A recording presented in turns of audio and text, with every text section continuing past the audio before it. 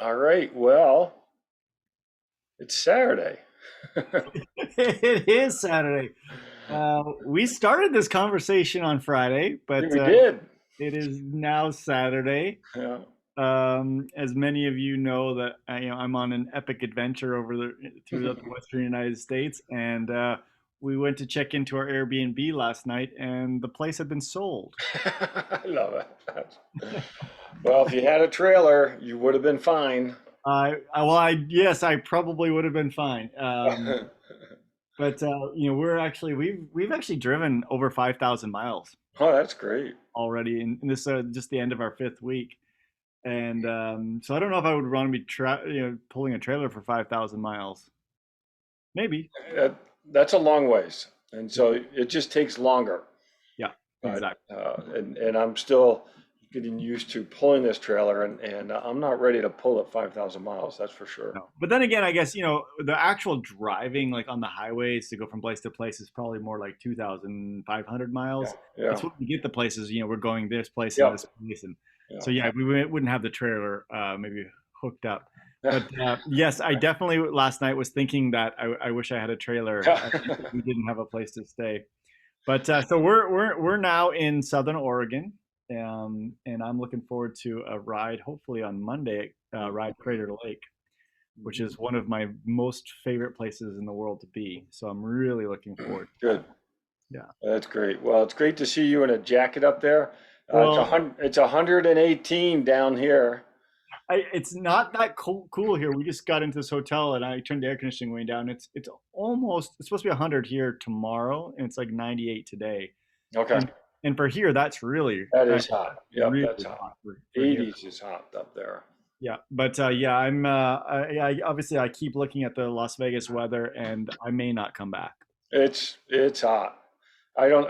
I'm trying to hardly go outside at all right now, and Yeah, so the the, the and long the long training sessions are definitely a difficult thing to do there, I'm sure. yeah. Well, fortunately or unfortunately, I've been able to put it on pause right now, and I think we last time we talked, we were talking about getting ready for Coeur d'Alene, and that won't happen. I've decided not to do that race and instead do Ironman St. George 2022. So just switch gears and had an injury, Yeah, and I it's going to be fun actually, because since I'm doing that race as well, yeah, we can do some dedicated yeah, podcasts to that. How we both go ahead and prep for that. So I think yeah. that'll be cool. Unfortunately, yes, your injury is precluding you from racing in Coeur d'Alene, and I'm obviously very saddened to hear that. I mean, John, we were talking about it. Oh, I don't know, about a month ago. How very few races between the two of us we actually had to have had to So pull out of. that's right. You know, Yeah, in fact, probably I can count them on one hand that I have not been able to go to. yeah. But this is the first time I've been injured and not raced. Well, And this is so your first. This is your first one. yeah, yeah, and it is hard to handle. So That's pretty remarkable that you've went all this time and this is your first mhm, time. first, I've unfortunately had it happen, I think, 3 or 4 times now. yeah, Uh, no, I missed Oceanside twice because of being sick, but oh, that was that's right. that was pre-COVID sick, and but yeah, it was. So yeah, no, this is interesting, and it's not easy. And when you see a group of people going up, and it's Coeur d'Alene, and you went through Coeur d'Alene, it's a beautiful area. Yeah. I was expecting a nice, cool race, but I may have dodged a bullet. So it is looking like it's going to be a little bit of Vegas weather up there, which is going to be great for our athletes. Yeah. So Well, here's the thing. Yeah, great, because the athletes from Nevada are going to be acclimatized to it, but nobody likes racing an yeah, Ironman at 97 degrees. Shoot, I don't like racing a sprint race in 97 right. degrees. that, that is true. It's Uh, it's just less uncomfortable for the Southern Nevadans, but it's there are, yeah, and it does change the type of person and people and athlete that can be successful at that race because yeah, it does have a lot to do with surface area in terms of being able to manage that heat. yeah, So it changes the game quite a bit. yeah. Well, and I also do think that the people that are coming from a hot environment, they definitely will have an advantage, because Yeah, That's a Pacific Northwest race, right? Like Hmm. it's people from Seattle, it's people from Yeah, Portland, it's people from Boise, even traditionally people coming down from Canada. yeah, Now that the border is getting more and more open, there'll be people coming from down from Canada. They're not going to do well in that, you right. know. Um, I actually really, as my career as an athletic trainer and being at events, I feel bad for the medical staff. It's going to be, Yeah, they're going to be taxed. they're going to be Yeah. taxed, Hmm. and especially if they have to, well, they will have to go through, their own COVID procedures. Although when we were in Idaho, it was almost like COVID didn't happen. I can tell you. It didn't exist up there. So I am going to take my Coeur d'Alene wristband, which I always get a wristband for a key race, and put it on my bundle with my other ones. Oh, So it is officially, I now need to get a wristband for St. George. So yeah, I've got Kona on here, I've got Norseman, New Zealand, and Arizona. I didn't know So you did that. That's really cool. yeah, it's a way to help me remember when I'm having those, those days where you just want, why am I, stressing about these other things? I've got to stress about a race. So it's a little reminder for me, day in and day out to be training consistently. Well, John, let's talk about some good news you had this week about your roll down. Oh yeah, I guess I didn't expect that at all, and I guess I had missed the 70.3 championship slot by one position. Anyhow, I just never looked because I was 18th. But yeah, I got an email saying you got a spot and you got 48 hours to register. So So that's that's awesome. fun.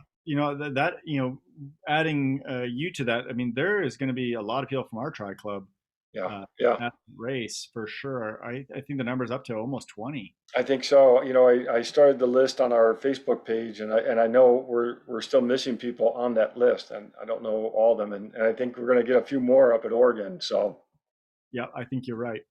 that's looking pretty 200, good. 200 spots at the Oregon race, Okay, okay. which is a ton considering it's not the race isn't full.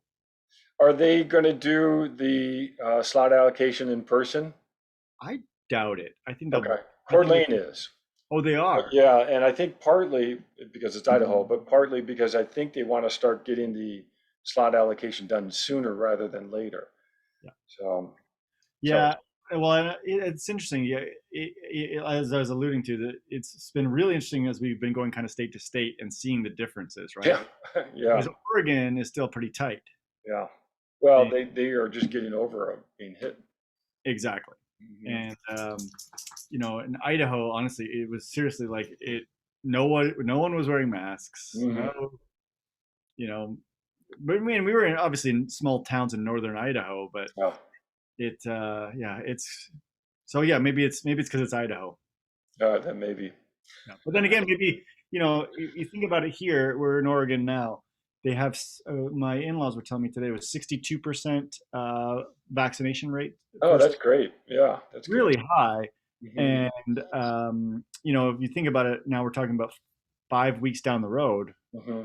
they could be at 75, 80% Yeah, vaccination rate here, yeah, and that could change it. Maybe they would do a live. yeah. That'd be quite the roll down with 200 spots. That would be. And so, yeah, logistically, that's got to be something that they've got to figure out. But when's the race? In 5 weeks. So we're I mean, we're talking a pretty short turnaround to St. George. So they don't have a month to make all those slots out. So I bet you they're going to do it in person. So, hmm, Yep, yep. And then the other thing is that I've been kind of following it a little bit how expensive St. George is getting that weekend. yeah. Like $400 or $500 hotel rooms. Oh, really? Oh, okay. Oh, I was thinking just entry fee. I don't even look at the entry fee price. I just, No, but the hotel rooms for $500 a night to stay at a crummy place. I'm glad I have a house booked and have it well, a long time. I checked the campsites and they're already booked too, but there is Ago. free camping out there that I can still get a spot, or I just pull into your driveway and take my Exactly. extension cord and plug in. That's I So, think that'll probably be the best option you can.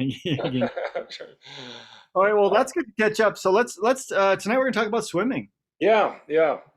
We haven't talked that much about swimming recently, so this will be good. Kind of switch gears a little bit. Yeah.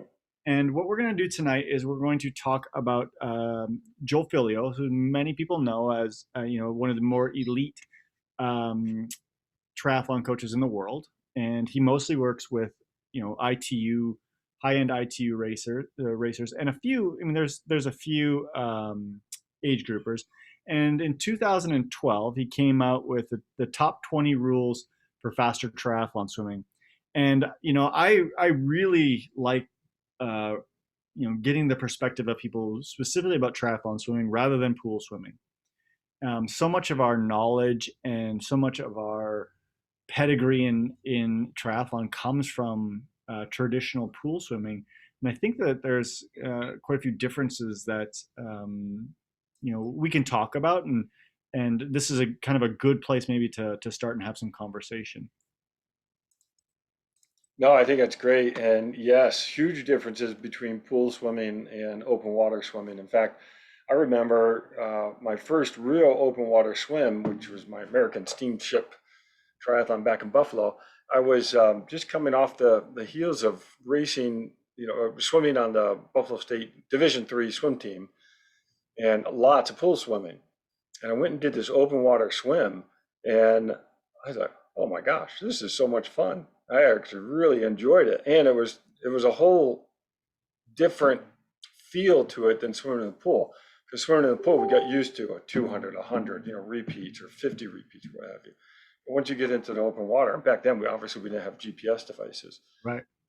It was just swim. I swim to the buoy, swim to this buoy, and in, and look, see what your time is, and hope they measured it right. We have no idea. That even measuring the courses back then would have been a little bit of a trick. So Yeah, and that's interesting, right? Because now you're talking about open water swimming versus pool swimming, but I'm going to throw out another piece there. Triathlon swimming is different than yeah, open water swimming. oh yeah, spot on. In fact, there are open water competitions, Yeah. and those are still quite different than the triathlon.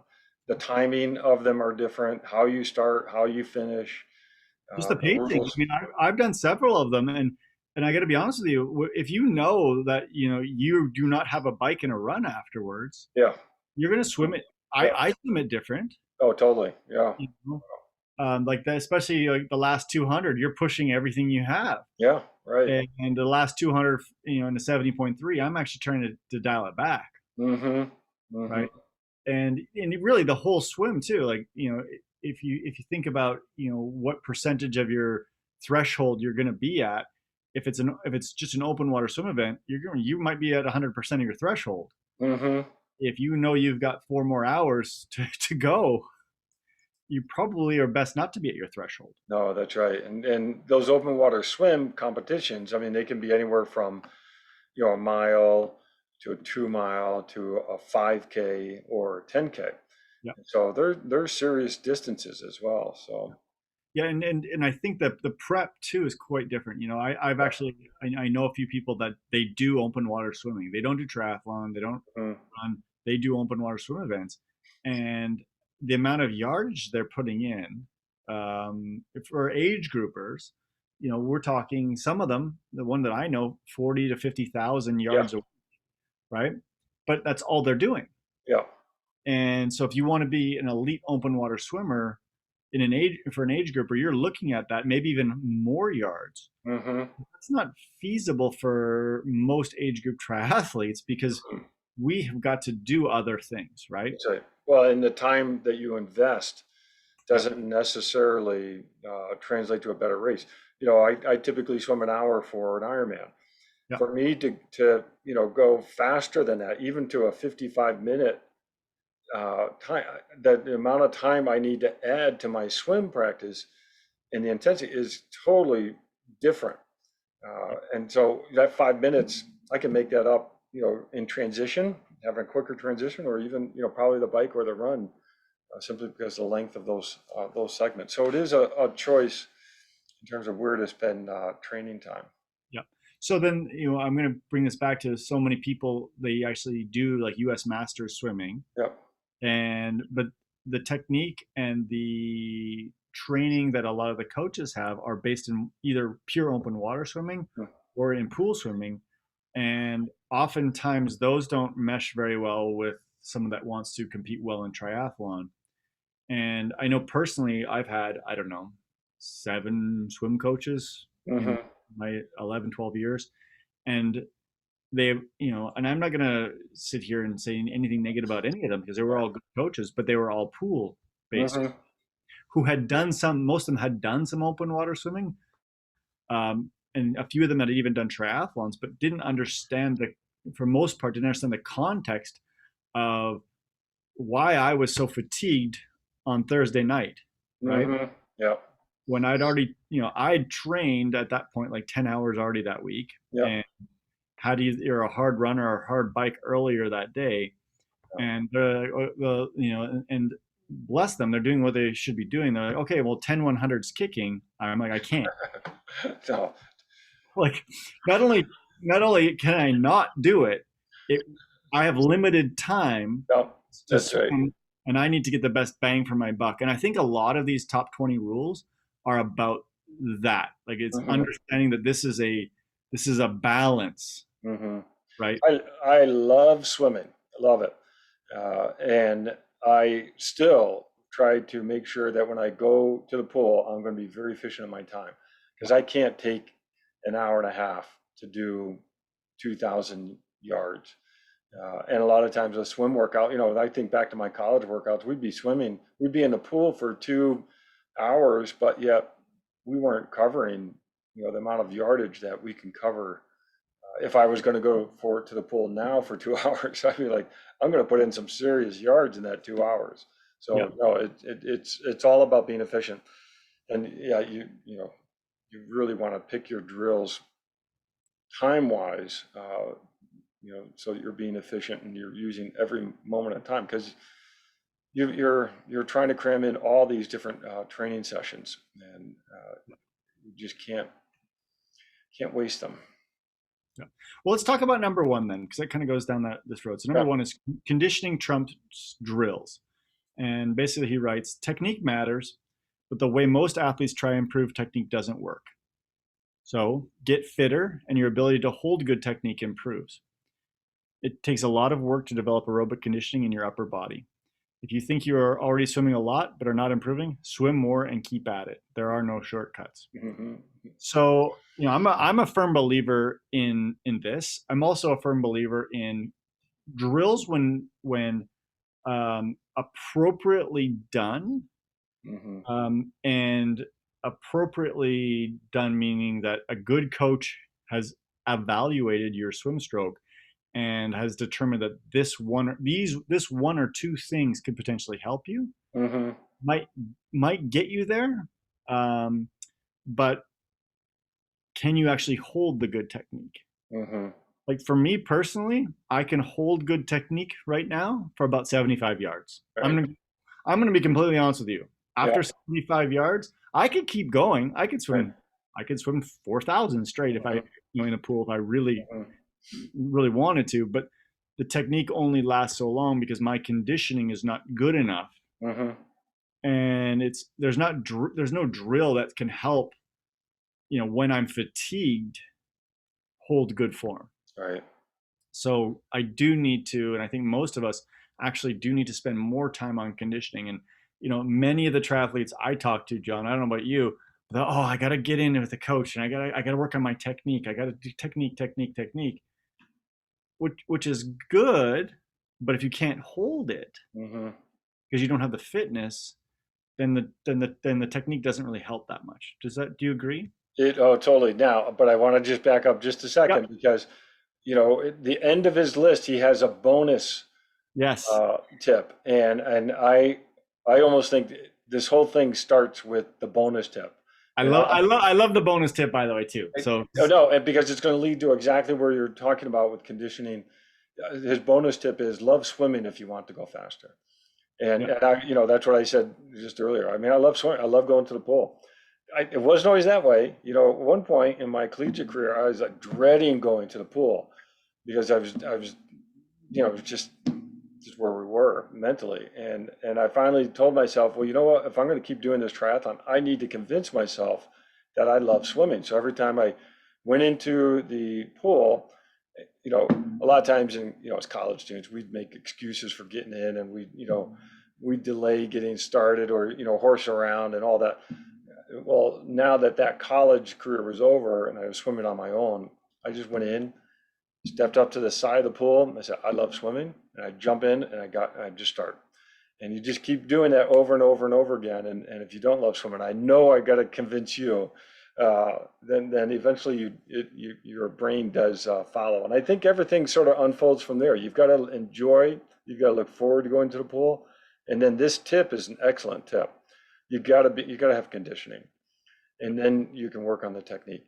Now it is a little bit of both, because you can't just condition using bad technique. If your stroke is really bad, If it's and you really try bad, to get fit that way, you're going to have a hard time even getting fit conditioning, or you may actually be trying to get conditioning and lead to an injury. yeah. Because when we get in the water, now we're using our upper body so much more, and we're not used to it, and we're moving through this fluid that's really dense, and it's just awkward, and we start moving differently. And we've talked about injuries and running and biking, and you start doing things differently, and your body needs time to adapt. So yes, conditioning trumps, uh, but you got to have a little bit of balance. You've got to have a stroke that you can at least move effectively through the water to build Yeah. up the conditioning. Well, but I think I agree with you, and I think what he's also saying is just conditioning trumps drills, but technique matters. Hmm. So what I get from this is it's not the drills that make your technique good, Hmm. right? Like running drills don't necessarily make your technique good. Yep. Biking drills don't make your biking good. In my opinion, being around somebody that can give you feedback, Hmm. video that gives Yep. you feedback, and where you get one thing and you work on that one thing, Hmm. right?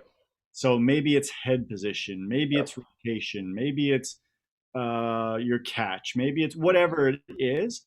I think that we can work on those things as we condition without doing traditional drills. Yep. I think that's kind of what he's getting at, and I believe that that's true. Hmm. And not that I don't think drills, certain drills aren't good, because I think certain drills are good. Hmm. Um, but I also think that when you're 2,500 into your session and your head's popping up, and if somebody's there to say, hey, Hmm. hey, make sure you keep your head down, Yep. that's more valuable than spending 5 minutes on a drill. Hmm. Hmm. As far as valuable for your time, Yep. and yeah, I really like, I love the coaches that do that. Like, hey, your right arm is not quite where it needs to be, you're crossing over. Yep. Then I can make, okay, for the rest of the session I can remember that one thing and work on that one thing. Hmm. Hmm. Yep. No, I agree. And yeah, when you're designing your workouts, you want to be thinking you're conditioning yourself. Now, there's times in the season that you might want to do a little bit more technique, or drills, but really, conditioning is the key. So the next one is traditional drills don't work. So the type of drills and the way that most triathletes do them don't actually have any material effect on swimming technique. So what do you think about that statement? Well, I don't exactly know what a traditional drill is, because some drills back in the day are good and some aren't. But I think what is important when you're looking at your swim technique, you're trying to find the right drill to help you. Yeah. And you can't all just use the same drill. And I think that's what sometimes a coach will do, is help identify where your stroke needs some help, and then pick a drill, whether it's traditional or not, it doesn't matter, but pick the right drill to help that person. And Yeah, that's and the key. I also think pick one or two, Oh, totally. Yeah. and not just keep. Well, you know what? It's Tuesday, so let's do these ones. Let's roll the dice and see what drill we're doing. Mm, You're right. It has to be directed, mm, and yeah. I got to be honest with you, it's very difficult. And this is like elite level coaching in swimming to know what drill will help this Yep. one person. Hmm. And, I've had some coaches that are that good that have been able to do that for me. Hmm. But then the other thing is that once you've gotten to the point where you've done the drill, you've done it properly, you've kind of mastered it, and you fix the problem, then move on. Hmm. Right? It shouldn't be like, oh, I do this drill all the time. For the next 5 years, this is the Right, drill I'm doing. right. The Always drill's going to do point catch up. yeah, the drill's point is to teach you something, and then Mhm. once you got it, then move on to something else. So Yeah, no, for sure. So yeah, you don't want to get stuck doing a drill just because you've always done it. The drills need to be specific and need to really be helping you do something to improve your technique. and I would say if you don't have that feedback from a reputable coach, I would say personally, if I was advising you, I'd say don't do any because there are some drills that could actually make you worse. Yeah, right. But yeah, you got to know why you're doing them. Yeah, exactly. Okay, so number three, which I agree with totally, is swim Hmm. more often. Frequency is the best way to improve your swimming. So more swimming, more times per week would be better, Yep. right? If you could swim 5 days a week, and let's say you did 12,000 yards, Hmm. 3 times a week with 12,000 yards, you're better off with the 5 times a week. Yep. But I would also say that that the problem is the same is true for swimming or for biking and running. Hmm. And, and so this one, I think you got to kind of choose your battles of when you can get access to the pool.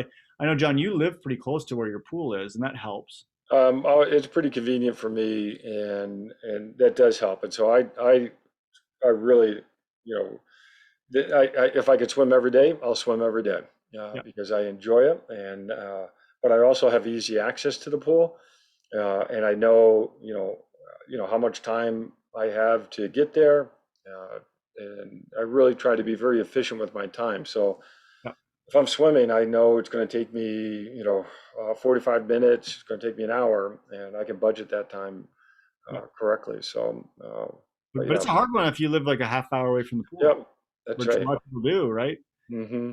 And then by the time you get changed and everything, it could be a 2.5 hour Yep, experience to get an hour swimming. yep, that's right.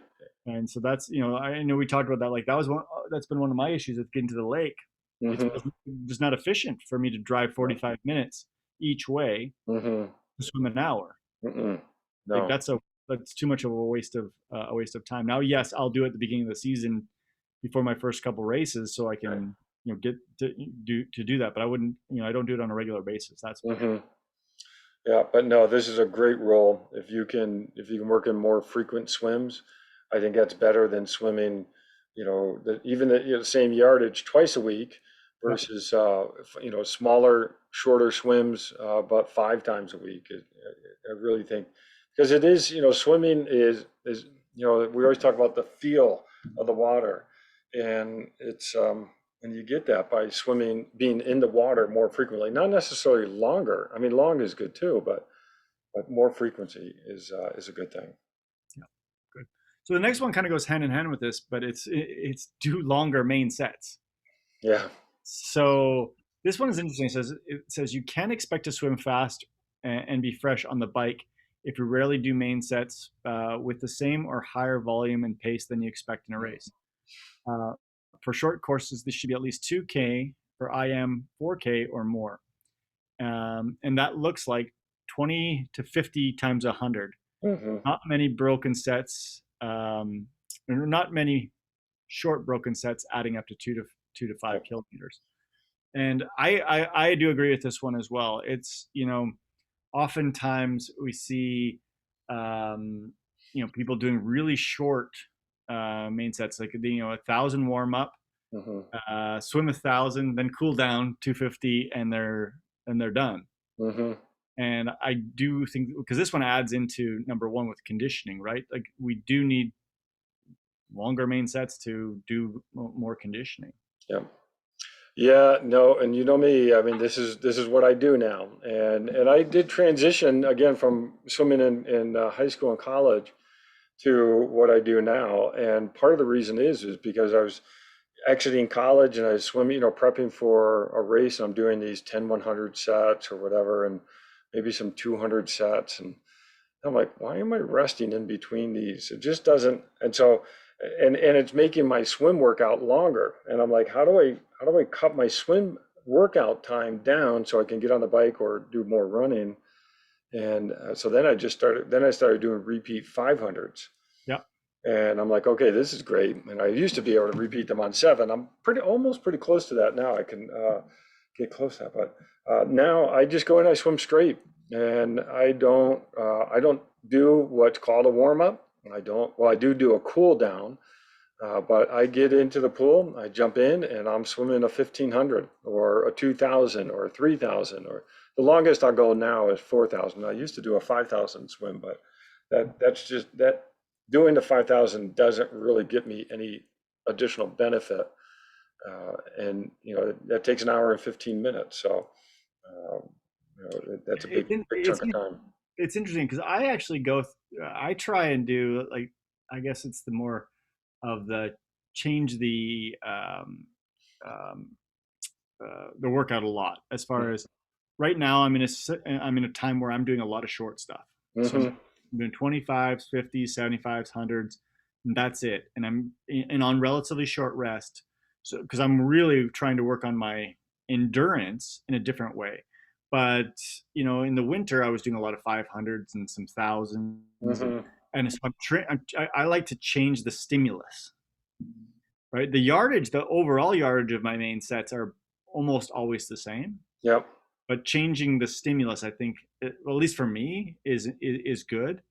Um, but I do it in blocks. So I'll be like, I'll do like 6 weeks of this type of block, and then I'll do 6 weeks of something a little bit different, and 6 weeks or maybe 8 weeks of something different. But I still, like I said, trying to do the relatively similar distances.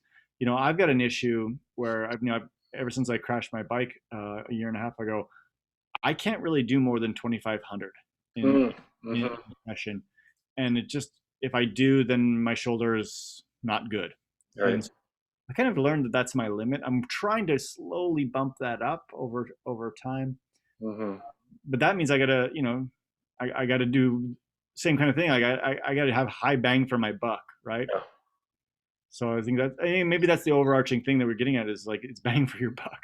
Yeah, no, and I think it's important that, how you're approaching it is going to be a little different than me simply because of where we are.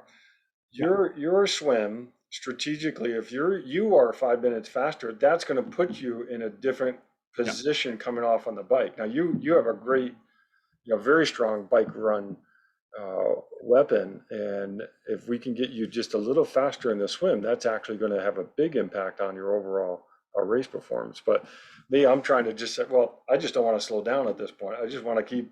If I'm somewhere between 55 and an hour, I'm happy. That's I'm not going to work to get to a 50-minute swim, and it's not worth it for me. I'm better spending my time somewhere else. exactly. So you're right. So I guess this is also somewhat individual, right? Because for me right now, and in the Ironman coming up, a 110 would be fabulous for me. Hmm. Yep.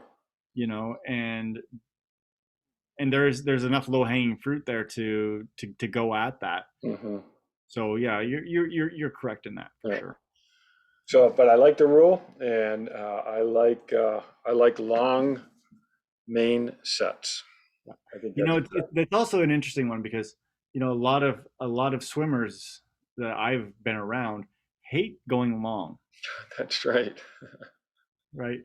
And we talked a little bit about this before. So it's like, okay, well, 4 or 500s. Oh, Yeah. that's Well, the glory no. races were always the 50s. The 50 yard free or 50-meter free and Yeah, 100, and those are the glory races. So yeah, but and the thing is that you get the same people. We've talked about this before. You get them out on the bike, uh, and they don't want to stop at a stoplight or a yeah, stop sign, right, right. That's right. right? But all they can, in swimming, it's like all we want to do is stop and hang on at the wall. Yeah, right. So No. I think that I actually really like that's actually a little bit of a pet peeve of mine in my swim group is the time between. Hmm. But you'll do, let's say, I don't know, 10 100s, and then everyone finishes, and we're waiting around till the next thing, and it could be 2 or 3 minutes. And I'm like, that's time wasted. Let's I go. can't do that. I Well, can't like, do that. I just like I need to be Yeah. I need to be moving. Now, don't get me wrong. Like, if it's 30 seconds rest, I'm completely fine with that because I Yeah. understand the physiology of the Yeah. rest and how important it is. But when it gets to 2 to 3 minutes, I'm like, let's go. But Yeah, you know, and maybe it's because we're standing around doing nothing, right. right? Whereas even if I'm doing intervals running or biking, I don't stand or don't do nothing. I'm, in between the interval, I'm like jogging or I'm spinning. I'm not Mm-hmm. standing there doing nothing. It's maybe it's more of a mental thing. Yep. So the next one is don't overthink it, but don't underthink it. Mm-hmm. So be engaged with what you're doing in the water and use tools to help get a better feel for the water. But don't overthink every stroke and suffer from paralysis by analysis. Mm-hmm. Swimming fast is about rhythm and flow when good techniques becomes automatic. Mm-hmm. John, I am the worst for this. I am constantly analyzing myself swimming, and it gets to the point, honestly, where I've got to say, just, hey, mind, shut up and just swim, because I get so caught up in, oh, this position for my hand and this position for my head and Yeah. this and this and this. And I actually, when I do that, I'm often slower than if I just swim. I don't know where you're at with that. Yes, this goes back to this is why my number one rule is you got to love swimming. Yeah. And if you start, I agree with you. Sometimes you get so down into the details that you're no longer just enjoying the swim for the sake of enjoying the swim. I mean, I know you love running and biking, and you go and see, it's the same thing with swimming. You can find that groove where you're like, I'm just enjoying this. It's just a lot of fun to be able to swim. But you're not always thinking about your stroke. Now, that being said, I'm always thinking about my technique, but I'm not always letting that technique or that thinking dominate what I'm doing during the swim. Because I do enjoy swim. I enjoy looking around. I'm swimming. I'm looking at the sky. I'm looking this way, that way. While at the same time, I'm thinking, okay, what am I doing with my catch? What am I doing here? That type of thing. So but yes, I think you're right that yes, there's a time to really be heavily focused on your stroke. Yeah. There's a time to just let it happen. Yeah. No, it's absolutely true. And the times when I do just let it happen, those are the times I actually enjoy swimming more, because I'm not as frustrated, right? Like, Hmm. why am I keep doing this? Why do I keep doing it wrong? Just Yeah. swim. Well, and here's, one of the things that I think is really important is take whatever drill it is that you're working on, or whatever part of your stroke you're working on. Go stand in front of a mirror and just see if you can replicate what you want to do in the water. And you're looking right at it, and it's amazing how, well, wait, how do I get my arm in that position? Oh, this is what it looks like, and now I can feel it. And a lot of times I say to people I talk with, if you can't do the stroke in a mirror on dry land, you won't be able to do it in the water. Very true. And so I've spent a lot of time in front of the mirror just doing swim strokes, just trying to get my brain to see the stroke before I actually get in the water. Yep. Uh, yeah, this one really speaks to me, and it's something that I know I need to pay more attention to. I also like the fact that it says and use tools to help get a better feel for the water. So I really like paddles, and not Mhm. necessarily because they make me faster, but I feel like a paddle, and I use the Finnis, the yellow ones with the thumb that goes through. Yep. I really feel like those help me feel the water. They're not large. I get the smaller ones. They're not very large, but it really does help me feel it. And then I do a lot of my swimming with fins, Hmm. and not because I get more propulsion with them. I actually kick less with them. Yeah. But I definitely feel the water Yeah. and my feet a lot more with them. No, Um, that's perfect, and that's exactly what those tools, you're using them spot on. The whole idea of those tools is to help you feel where you are in different strokes. Yes, you can use paddles for, strength and power, but really a lot of us are using those tools to know where the hand is, and that speaks to the whole deal with the mirror. If you can see it with your eye, now maybe you can figure it out. But when you're swimming, you can't see your stroke. You can't see your shadow. You can't see your reflection. Like we would see in a window when we're running or biking. So we can't see our stroke, and we're all very visual animals, and so it's often hard to know how to change our stroke when we can't see it. Yep. So by putting something extreme, a fin or a paddle, well, now it can hopefully tell the brain where the hand is a little better or where the foot is. Exactly. It's giving you that proprioceptive Yep. neuromuscular feedback. I know for sure, like one of the things that I do, especially if I get my head in a poor position, so I Mm-hmm. can pull up to breathe, that causes my feet Yep. to kick wide, right? Mm-hmm. And I feel it when I have my fins on. Mm-hmm. Yep. I don't feel it if they're not on. So I feel it, and then it kind of lets me, kind of recognize, oh, my feet are coming really wide. So I feel the resistance of the water more, and it's easy for me to. It's a lot easier for me to correct that. And I know once again, I'm not using the fins so I can go faster. Mm-hmm. Actually, the truth is, I go about the same speed swimming with my Mm-hmm. fins that I Mm-hmm. do without them. Yep. But it really does provide me with good feedback, and feedback on balance even Yeah. uh, with the fins on. No, that's great. And that's exactly when I talk with people about using fins. You're trying to figure out when you're kicking relative to your hands. And in a triathlon, and we go back to, triathlon swimming versus open water swimming versus pool swimming, you've got to figure out the way to use your legs the least during swimming, but to give you the maximum benefit out of the legs. And really, that just comes down to timing. Yep. And using the fins is a great way to figure out when you're kicking relative to what you're doing on your hands. And then well, try something different and Yep. see if it is more comfortable or maybe it's more helpful. And so, but that's the trick then to change what you're doing, and that's not always easy. And I don't, and like I said, and I don't use the tools as a way to like have better splits or keep up with Mhm. the group or Mm. anything like that. Because I think a lot of people do. Like, well, if I put my fins on, I can keep up with the next lane. Yeah, right. That should not be the reason, right? Mm-mm. Or, oh, I'm getting tired. The only way I can make the last three of the set is to put Right, right. my pull gear on. No, Yeah, that's not the purpose. no, that's right. Okay, so the next one, increased swim fitness translates to the bike and the run. So we've talked a lot about physiology on this on our podcast. What do you think about that? Oh, that's a great tip. And I remember when I got back into racing in 2007 and went and did Pumpkin Man. Had a great swim split, but I was not really swim split fit. And I remember getting on the bike and I'm like, well, that swim took a lot out of me. And ever since then, I had in my mind that I really need to swim, not to be swimming faster, but so that I can bike better and ultimately run better. Yeah. So there's that side, which I completely agree with, but also if you think about it, let's say for me, if I swim 3 times a week for an hour each time, that's 3 more hours of aerobic training, Yeah. right? That didn't cause harm to my legs. Yep.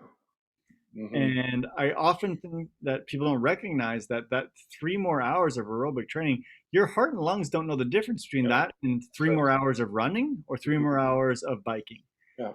And we'd all agree that like 3 more hours of running would probably move the needle a little bit aerobically, Hmm. but we don't always think of it like that. So if we're going to go to the 4 times a week swimming or 5 times a week swimming, even it's not just about the swim technique. It's about overall aerobic Overall fitness. fitness. Hmm. Yeah, And no, that it's is that important. is spot on. And I often gauge where I'm at fitness wise by how my swimming is going. Yeah. Um, And it's interesting. We're seeing more and more athletes, not just swimmers, but athletes swim, and in particular for cross training. And it's mhm. we're I'm seeing it more in the literature, in particular in the athletic training literature. As far as an adjunct to their therapy when they're injured, and not just running in the water, but actually swimming. Yep.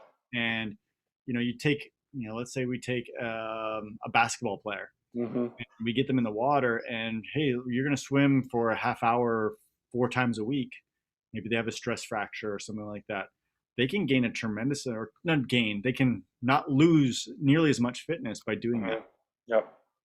So I mean, there's good literature to support that. And the funny thing is with a lot of them, because they're so poor at swimming, they get a great workout. Yeah, that's right. In that 30 minutes, yeah. It's funny, right? The better swimmer you become, the worse the workout would be Yeah, right. aerobically. I can still remember my first time, getting in the swim group with a masters team, and I could barely make it a half hour. But that half hour crushed me, Yeah. Hmm. and because I had no my technique was so bad that I was working so dang hard. No, that's right. That is part of getting to be a better swimmer is your technique gets better, so you become a more effective Yeah, swimmer. So yeah, it's motor learning. yeah. Yeah. Okay, so the next one was one we had to look up a little bit. I So had to look up. I think you have figured it out. That's good. the deep swim fitness allows you to swim on the rivet. Okay, so This must be a UK or Queen's English type of thing. so most triathletes do not know how to really swim hard for the duration. That I agree. Yeah. So we're talking about it a little bit earlier, but one of the things is that if you think about it, let's talk about an Olympic distance race. Hmm. You are for the 2 hours or 2.5 hours you're competing, you're just below your threshold. Yeah. And we talked a lot about threshold. So just briefly, threshold is about what you can hold for an hour. So an hour's worth of whatever, biking, running, swimming. Hmm. So obviously, if it's 2.5 hours, you cannot maintain your threshold, but you might be able to maintain 95% of your threshold. Very few triathletes can actually be for the entire length of their swim. Let's say it's an Olympic, so a 1500, maybe it's a half hour swim, Hmm. um, or quicker than that, but actually be at that 95%, 90% of their threshold for that entire time.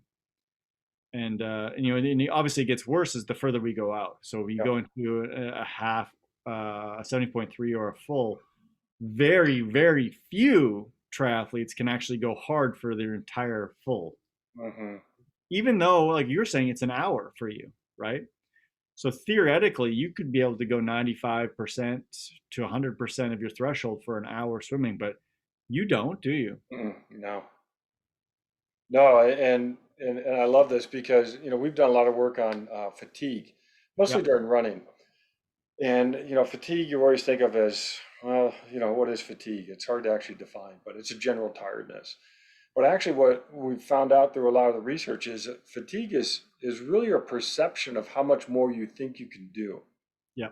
I know it sounds odd, but it's really there's a perception, there's a psychological aspect of fatigue. It's not all psychological, but a lot of it is it's a perception. And so the thing about swimming is you go down to that swim start, all of a sudden that buoy, that looks a long ways away. Yeah, or you're halfway to the first turn buoy, and Yeah, you look up, and you're like, oh my gosh, I feel like yeah. I've been swimming forever, and you're not even at the first turn. And especially if you haven't done any open water swimming, but you've been doing pool swimming, you can't, pool swimming is 25 yards, 25 meters, 20, whatever it is, but you're always within 10 strokes of wherever you need to get to. But now you're looking out over that water, and you're like, that's a long ways. And so that perception can mess with you and can end up causing you to swim slower because your perception, you don't think you can make that distance Yeah. at that point. So yeah, it's hard to know what threshold to swim at in open water where you're maybe worried about being able to make the distance. Yeah, so the point on this one is basically you've got to be more fit. Yeah. Your swimming has got to be, you have to be as fit of a swimmer as you can be. Hmm. And we can take rule 6, rule 4, rule 3, rule 1. They all go into this one, Yeah, right? Like you they just really do. you've got to put more yards in, and you got to be religious about your swimming. Yeah. And I got to be honest with you, Rick. Right now, as I'm traveling, it's hard to find Hmm. to Oh swim. yeah. I just hit my eighth pool, Oh. and just trying. And now in the COVID era, trying to figure out, well, do we need to pre-register? Do we need to do Yeah. this? Do we need to do this? And then the place we were swimming at, well, 2 times ago, it was only 45-minute session. Hmm. Oh So wow. now it's like you got to get in, and that included time like you got to change, you got to, you Hmm. know, and then you got to swim for 45 minutes. I'll tell you what, that's when I'm like, I'm doing no rest. I Yeah. gotta, I gotta get in and just swim for 45 minutes because that's all I'm Yep. gonna get. Yep. Mm. Yeah, no, a lot of these do merge together. It really does come down to having good swim fitness, getting some technique to be able to match with that fitness, and being in the pool frequently. Yeah.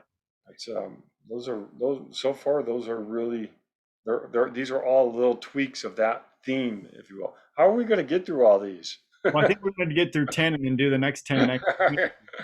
So number 8 is include some quality in every swim. Oh, yeah. If you are swimming less than 5 times per week, which I can guarantee you almost every age grouper is, having easy swims is a waste of time.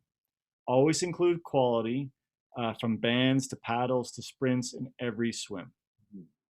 So I actually agree with this as well. We just do not, we don't have the luxury as an age group triathlete of just having the amount of time that to do an easy swim. Hmm. Um, at least I don't. Yeah. If maybe if I had a swim background where the technique wasn't as critical for me, but I agree with this one. I just don't see much point of taking it, kind of like an easy run. Uh, doing actually, I don't really find too much benefit for easy runs anymore either. But Yeah. um, I I do. disagree with this one. I know you do, so that's why I'm kind of trying to. And yeah, wrap my head around it. it's because it's triathlon. Yeah, And I think that there are times where it makes sense to just say, you know what, I just had a hard run or I had a hard bike and I'm just gonna go for an easy swim. And an easy swim being making sure that I'm swimming with good technique, but I'm not necessarily putting in a hard effort. And I do actually think there's value in that. It gives confidence in the swim. And a yeah. lot of times what happens is you do this easy swim and all of a sudden you look at your time, you're like, huh, I was only a 30 seconds slower than what and so now that I think that actually helps going back to this other one, figuring out where your threshold is and how close you even need to be at that. And maybe you don't actually need to be too close to it if you're, trying to gauge that time that, okay, I'll take a minute slower for, a full, and maybe that actually will help me down the road as opposed to trying to swim at threshold. I don't know. I've thought about even doing that myself as saying, I'm going to really go slower on a swim and see what happens. I just haven't had that opportunity yet. But so no, I think that, again, I don't think every swim workout needs to be a workout where you're like, oh, because again, you gotta love swimming. And if you're always beating yourself up at the pool, eventually you're gonna dread getting in there. And that's, going back to my collegiate care, that's what we were doing. Every swim was something, some type of competition and something. And it wears you down after a while. So I do No, think there's value in that. I agree. I agree with you. I do. I would say that for me, like my easy swim would be a day where I would be basically having my fins on Yeah. and or my paddles on, not kicking, but still like trying to have quality Hmm. with what I'm doing. Yeah. No, totally. That's right. And so I guess that's where I was going to go, and I forgot to, is that yes, what the quality is, that trying to define what that is, that's not necessarily what he's listed in this bullet point. It could be a quality of mindset, or just a quality of you're having a good quality swim, but it's not hard for you. I would even say sometimes our open water swim practices would fall into this category of an easy swim because we're just going down and we're practicing some type of open water swim technique, and that's easy. But that's quality, right? That's quality. That's right. That's right. It might not be physically hard, but if you're going to be sighting for half an hour Yeah. and you're not used to doing that, to me that is complete quality. Hmm. You might not even be going that fast, but you're working on something you don't normally work on. But that's why I think this rule, I like the label, the rule, include quality in every swim, but then he defines that as having easy swims is a waste of time. And that's the part that I think Yeah. I disagree with. So, Okay. All right. Next one. Don't count strokes. See Rule 2. Traditional rules don't work. Is this? So the objective is to get faster, not take fewer strokes. What do you think? Uh, Oh, this is we need to spend some time on this. So, because this is, I knew Terry Laughlin, and he was, he created what's called total immersion. And total immersion is all about swimming smooth, and then there's swim smooth, another area. And there is some value in that. But uh, we know from research that to swim faster, you got to be able to increase your stroke rate. Yeah. But the trick with that is you have to at least maintain your stroke distance when you increase your stroke rate. And so you can't just increase your stroke rate and spin your arms in the water. So there is some truth to both. You got to increase smoothness and length, but also be able to adjust your stroke rate. Yeah, this is a tricky one because obviously once again we talked a lot about this is stroke per length Hmm. is probably it's a very important thing. Hmm. But if your stroke rate is like 30 strokes a minute, doesn't matter how long your Yeah. stroke, you Yeah. know, or distance per stroke is, you're not going to go very fast. And No, and you're right. It's an inverted U. In fact, you get to if you put stroke rate on the y-axis and speed on the x-axis, you're actually having an inverted U, where that peak stroke rate isn't necessary. The faster your stroke rate, I'm not explaining it well, but doesn't always equate to being faster speeds. so, the form goggles that we both have, and I know you don't swim with them a lot, but I swim with them a ton. That's actually one of the metrics I keep really close look on is Yeah. just distance per stroke. Mm-hmm. But I only consider it valid if the time is the same, right? Yeah. So let's say I do 100. Let's say I'm swimming really well. I do 100 in 130, right? And if my distance per stroke, I don't know, let's say it's 1.3 Mm-hmm. yards per stroke, and if I maintain that, that's great. If it goes to 1.15 and I do the Mm-hmm. same time, my efficiency just went bad, Yep. right? So I gauge that more, and the time. I don't really care about stroke rate Right. nearly as much Mm-hmm. because really what they're saying here is you got to be the objective is to get from point A to point B as fast as possible, Mm-hmm. right? And and I get like traditionally swimmers have learned that hey, we got to lengthen your stroke, you got to have a longer distance per stroke, but you got to be you're right, that inverted U is very very important. Oh, Cosmo, there's Cosmo. come here. So yeah, that inverted U is really important, and trying to find that happy medium. Yeah. And we talked about this a little bit before. I mean, some of the best triathletes in the world and open water swimmers in the world have stroke rates that are in the high 80s, Mm-hmm. you know, Mm-hmm. and and they're moving, right? Like they're and that's hard. I mean, I don't know what your stroke rate is. Mine is right around between 56 and 60 when I've looked at it. And Yeah, that's good. It's actually I don't keep track of my stroke rate, and but I know the number of strokes due, and I'll look at it later on. And so that's that measure SWOLF, SWOLF, that I think Garmin uses. I don't know if Strava uses it, but it's trying to get that sense of how do you combine rate and length and speed into a single score. yeah. I look at it, but I know when I'm swimming well, uh, how many strokes I'll have per length, that type of thing. But The form goggles are really nice with that yeah. because the app when you finish it tells you right there exactly what they were and what it is, and Hmm. it's pretty nice to get that Yeah, feedback. and that's where I think there's value. And again, going back to Terry Laughlin, passed away about 5 years ago, but I swam with him for a little bit too. That's where getting to a point where you can get that good technique to reduce the number of strokes per length. I think for a triathlete, that's actually a really good goal. It's just when you really are trying to hit that high end swim, well, now you're not necessarily trying to increase that length per stroke. You've got to do something else.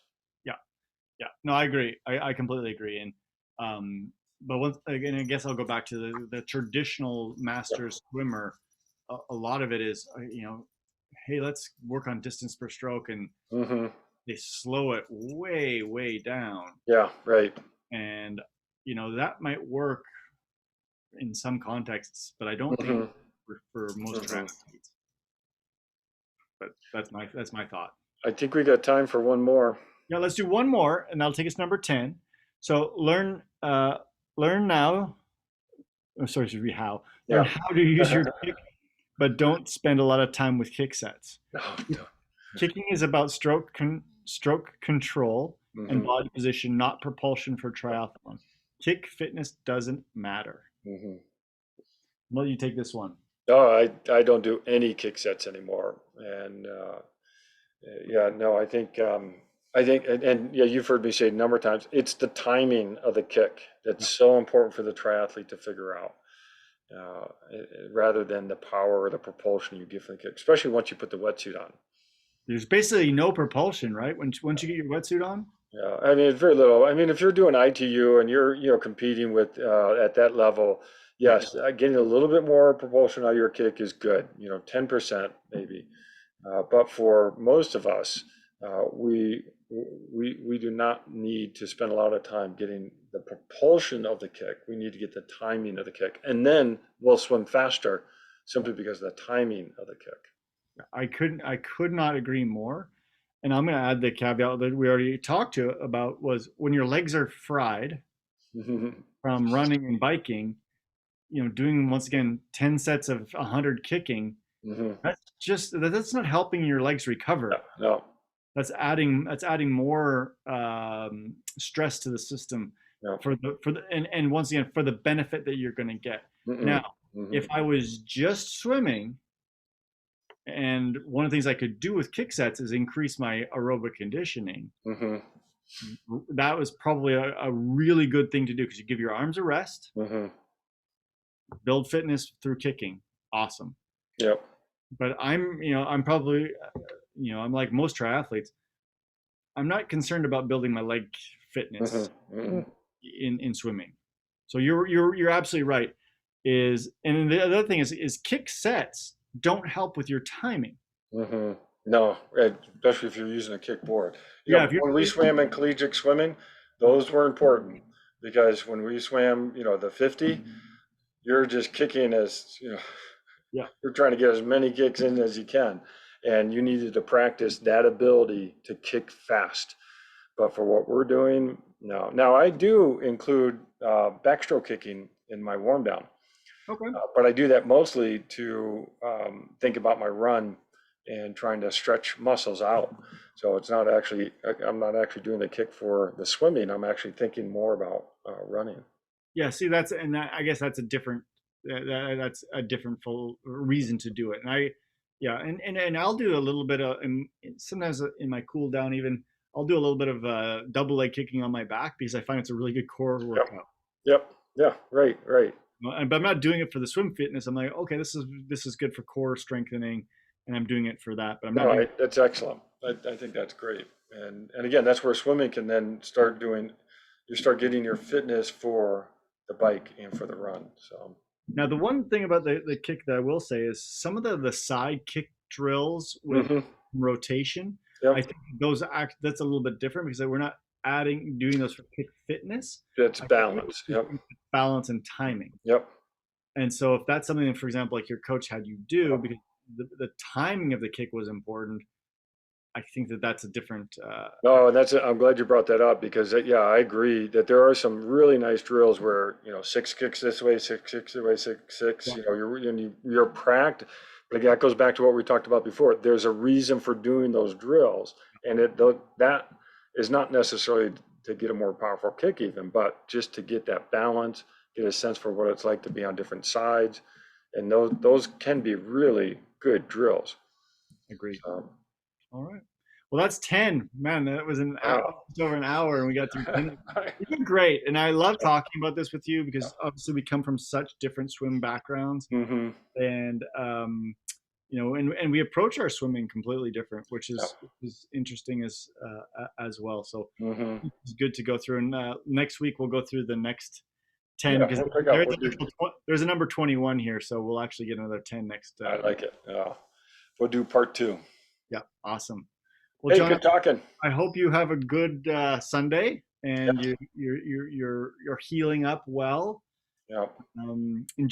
Enjoy Father's Day tomorrow. Happy Father's Day Oh to you. yeah, that's right. Yeah. And Cosmo better wish you give you a good happy Father's Day. I know, I know. I'm sure he will. Actually, it's nice because we're in Southern Oregon, and we're actually going to go to my in-laws tomorrow for Oh, Father's nice. Yeah. Day. That is actually pretty nice. Good. Good. All right. All right. Well, take care of Enjoy. yourself. I think that's it. Hey, good Yep. talking. Okay. Take care. Bye bye. Okay, bye.